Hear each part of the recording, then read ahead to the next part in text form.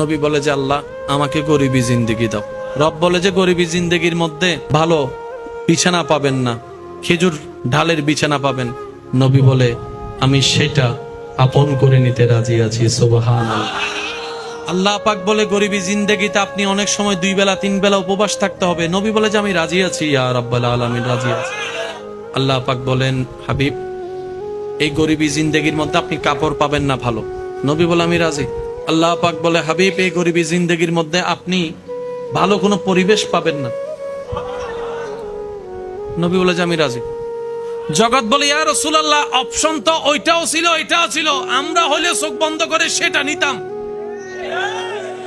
আমরা হলে চোখ বন্ধ করে সেটা নিতাম যেটা রবের পক্ষ থেকে এত আলিশান জীবন।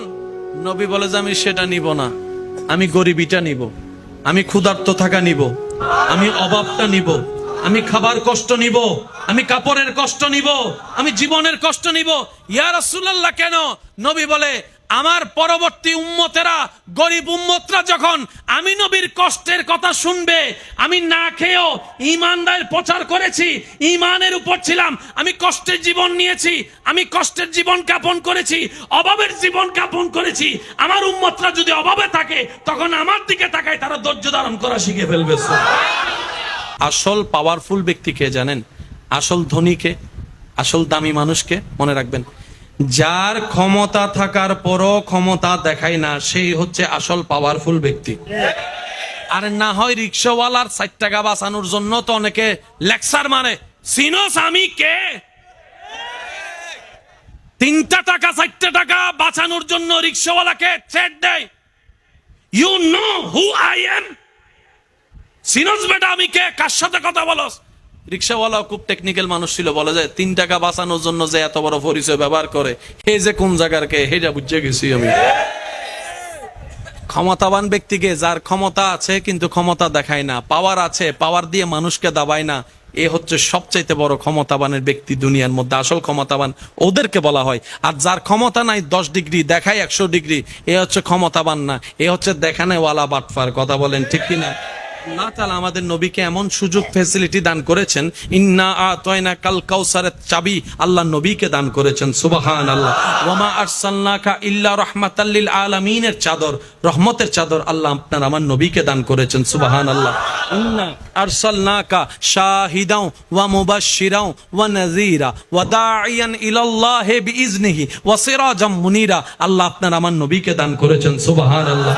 আর রহমান আল্লামাল কোরআনের নিয়ামত আল্লাহ আপনার আমার নবীকে দান করেছেন। ওয়ালা সাউফা ইউতিকা রাব্বুকা ফাতারদা আল্লাহ আপনার আমার নবীকে দান করেছেন। ওয়ালাল আখিরাতু খায়রুল লাকা মিনাল উলা আল্লাহর কাউকে দেয় নাই, আপনার আমার নবীকে দান করেছেন। এত কিছু থাকার পরও নবী পেটে জান্নাত থেকে খাবার চাইলে দিতেন, নবী চানই নাই। ইয়া রাসূলুল্লাহ আপনি চান না? নবী বলে যে আমি চাইবো না, আমি জমা রাখলাম, আমি জমা রাখলাম। কেন জমা রাখলেন?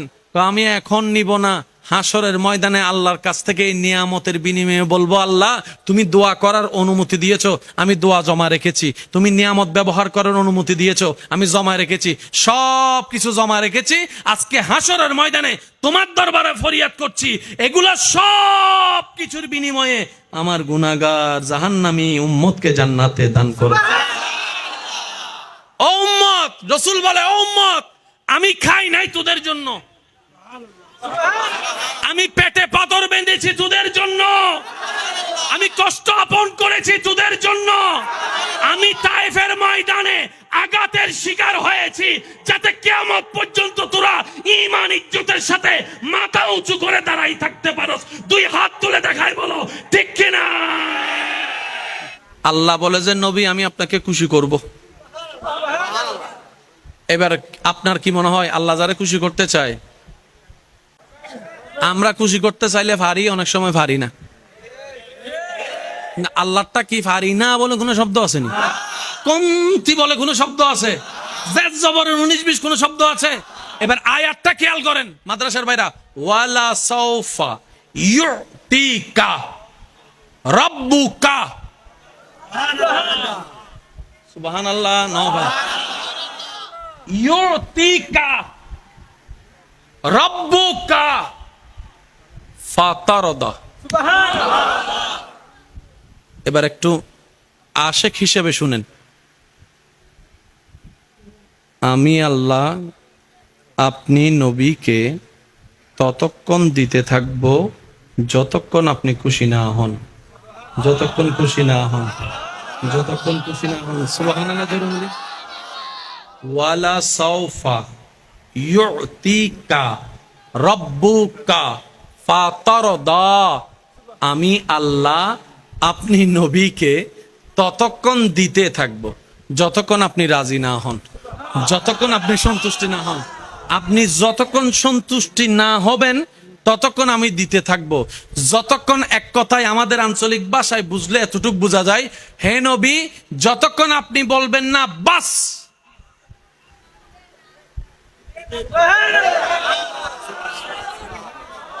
প্যার সে কাহো না ইয়ার সুবহান আল্লাহ, যতক্ষণ আপনি বাস বলবেন না, নিয়ামত চলতে থাকবে, রহমত চলতে থাকবে, অনুমতি চলতে থাকবে, মাগফিরাত চলতে থাকবে, জাহান্নামী জান্নাতি হতে থাকবে, হতে থাকবে। এবার আমি আপনাদেরকে একটু প্রশ্ন করি, আপনারা আমাকে উত্তর দিবেন। যে যাকে ভালোবাসে, যে যারকে পছন্দ করে, সবাই তাকে খুশি করতে চায়, খুশি রাখতে চায়, এটা তো কোনো সন্দেহ বুঝার জন্য বলা। আপনি যাকে ভালোবাসেন, পছন্দ করেন, আপনার প্রিয় মানুষটার রং যদি হয় নেভি ব্লু, আপনি তাকে সাদা কালারের কাপড় দিলে খুশি হবে? কেন? কারণ এটা ওনার পছন্দের কালার। তাহলে আপনাকে দেওয়ার আগে কি করতে হবে? ওনার পছন্দটা জানতে হবে। Which your favourite colour? তোমার পছন্দের কালার কি? সে বলবে আমার favourite colour black, blue, deep blue, কত ব্লু, কত কালার যে আছে। আমার ফকল 3000 গোজার আর কিছু না জানি। আমরা বেশি থেকে বেশি জানি সাদা, কালা, নীল। আর আমার মা বোনকে যদি জিজ্ঞেস করেন কালার, আপনাকে পাগল ভরে ফেলবে, আপনি তো নিজে হারাই যাবেন এই কালারের নামে নামে। তবে আবদার হচ্ছে এতটুক, আমাকে যারা ভালোবাসেন, আমি আপনাদেরকে আবদার করে কথা বলার অধিকার আছে? আওয়াজ ছোট হয়ে গেছে, আছে? ভাই হিসাবে, মানে ভাই হিসাবে একদম জোর করে আবদার করে বলার অধিকার আছে? আজকে থেকে যদি কামিয়াবি চান দুনিয়া এবং আখেরাতে, একটা কাজের দিকে মনোযোগ দেন। এটাকে যত পারেন, যত কম কথা বলতে পারবেন, তত আপনার এই জায়গাটা আলোকিত হওয়া শুরু করবে। সুবহানাল্লাহ। যত বেজালের মূল, বলেন না, যত বেজালের মূল এই জিব্বা। সংসার ভাঙ্গে জিব্বার কারণে, মামলা হয় জিব্বার কারণে, হামলা হয় জিব্বার কারণে। ওই তুই সিনোস বেটা আমি কে? 5 বছর আগে বলছে, 5 বছর পরে যায় গাছতলার পিছনে যাইয়া সুন্দর করে তাপ্পর 2টা মারি দিছে, ওইটার প্রতিশোধ। সেজন্য রাসূল পাক সাল্লাল্লাহু আলাইহি ওয়াসাল্লাম বলছেন কুফা হাজা, উম্মত এটাকে কন্ট্রোল করো। সেজন্য দেখবেন যারা মুমিন, আল্লাহর প্রিয় বান্দা, তারা দুনিয়াবি বিষয়ে এটাতে কম চালায়, শুনতে থাকে, শুনতে থাকে, বলে কম। বলেন না সুবহানাল্লাহ? আরেকটু জোরে বলেন না সুবহানাল্লাহ? এই জায়গায় আমি একটা কথা বলি, আশা করি আপনাদের উপকার আসবে। আমি নিজেও মেনার চেষ্টা করি এবং করব আরো আপনাদেরকে বলার মাধ্যমে। আশেপাশে যখন বিকট আওয়াজ হয়, কানে যদি সহ্য না হয়, আমি কি ওই গাড়ির রাস্তা বন্ধ করে দিই নাকি কান বন্ধ করি? বলেন না ভাইয়া? মেশিনের আওয়াজ অনেক বড়, অনেক বিশাল, মেশিন বন্ধ করব নাকি কান বন্ধ করব? 10 জনে আপনার নামে বদনাম করতেছে, আপনি কি সবার মুখ বন্ধ করতে পারবেন? করতে যাওয়া মানে আপনার 10টা মিনিট লস। তাহলে আপনি তাদের মুখ বন্ধ করলেও আপনার শোনাটা হয় না। এখন 10টা মিনিট তো আপনার 10টা আঙ্গুল তো 10 জায়গায় মুখে বসাতে পারবেন না। সেজন্য বলি, কেউ বদনাম করলে, কেউ পিছনে লাগলে তাদের মুখ বন্ধ করতে যায়েন না। তাদের মুখের হিসাবটা রবের উপর ছেড়ে দিয়ে আপনি 2 আঙ্গুল দিয়ে নিজের কানটা বন্ধ করে ফেলেন। আপনার সময়ও বাঁচবে, আপনার কষ্টও কম হবে, কারণ সে তার আজীবন বলতে থাকতে পারবে না, আজীবন আপনার কান বন্ধ করে রাখতে হবে না। এই যে আপনার বদনাম করেছে, ওয়াইলুল্লি কুল্লি হুমাজাতিল লুমাজা, আয়াতের মাধ্যমে সে নিজের পায়ে নিজে কুড়াল মারলো, আপনার গুনাহ সে নিয়ে আপনাকে সওয়াব দিয়ে দিল। সুবহানাল্লাহ। সেজন্য বদনামকারীকে কখনো ঘৃণা করেন না, সে আপনার আসল বন্ধু, যে আপনার গুনাহ নিয়ে নিজের সওয়াব আপনাকে খুশি মনে দিয়ে দিচ্ছে, ঠিক কি না? তা আমরা কি মানুষের মুখ বন্ধ করতে যাওয়া ঠিক হবে, নাকি নিজের কান বন্ধ করা? একটু জোরে বলেন তো কি? কারণ নিজের কান বন্ধ করলে নিজের একটা স্বাধীনতা আছে না নাই? কিন্তু আপনি যদি কারোর মুখের মধ্যে আঙ্গুল দিতে যান, তখন আবার গণদুলাই খাওয়ারও একটা সুযোগ। কিরে তুই আর মুখত কাট দিলি, কিছু মিয়াই দিস ফানলার, তো সুযোগ রিস্ক আছে না নাই? সেজন্য মানুষের মুখ বন্ধ করতে যায়েন না, কিছুক্ষণের জন্য আল্লাহর উপর ধৈর্য ধরে। এবার সে যা চিল্লাচ্ছে, আপনি এদিকে জিকির করা শুরু করছেন, লা ইলাহা ইল্লাল্লাহ, লা ইলাহা ইল্লাল্লাহ, লা ইলাহা ইল্লাল্লাহ, লা ইলাহা ইল্লাল্লাহ, লা ইলাহা ইল্লাল্লাহ, লা ইলাহা ইল্লাল্লাহ। বলেন সুবহানাল্লাহ। এবার বলেন লাভের মধ্যে কে থাকবে, সে না আপনি? এই লাভের হিসাবটা মাথায় রাখেন। এবার স্বামী চিল্লাচ্ছে, বউ যদি স্বামীর সামনে এমনে করে রাখে, তাহলে খাজনার চাইছে তো বাজনা আরো বাইরে যাবে। বিষয়টা কি বুঝাতে পারছি? তো সব জায়গায় আঙ্গুল দিয়ে কান বন্ধ করতে হবে না। আপনি যখন এটার প্র্যাকটিস করে ফেলবেন, একটা সময় গিয়ে আপনার সামনে কথা বললো আপনার কানে শুনবে না, তখন কি আপনার মন ধ্যানে, তখন আপনি মনে মনে রবের জিকির করা শুরু করবেন। দেখবেন আপনার ব্রেন রবের লা ইলাহা ইল্লাল্লাহ জিকিরের দিকে চলে যাবে, কান খোলা থাকবে, আওয়াজ আর ডুববে না। বলেন না সুবহান। আল্লাহ আমাদেরকে নিয়ামত অর্জন করে চলার তৌফিক দান করুক, অন্যের মুখে হাসি ফুটানোর তৌফিক দান করুক, অন্যের জীবন আলোকিত করার চেষ্টা করার তৌফিক দান করুক। অন্যের মুখে, অন্যের চোখে চোখের পানির কারণ হয়ে জীবন আমাদের সুন্দর করার দরকার।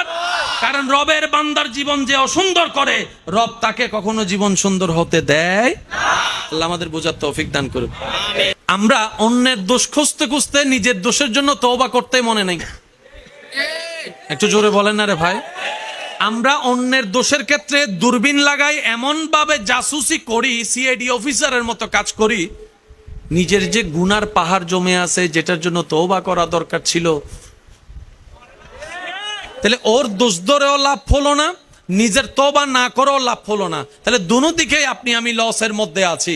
আর লসওয়ালা বোকা কখনো আল্লাহর বান্দা হতে, কারণ আল্লাহর বান্দারা সবসময় বেনিফিটে থাকে, লাভে থাকে, ওরা কখনো লসে থাকে না। সেজন্য এইসব বিষয়গুলোকে একটু ঠান্ডা মাথায় মনোযোগ দিয়ে পরিবর্তনের আমরা যদি চেষ্টা করি, আমাদের অনেক অগোছানো পথ দেখবেন যে আল্লাহ দয়া করে নিজেই গোছাই দিবেন। বলি সুবহানাল্লাহ।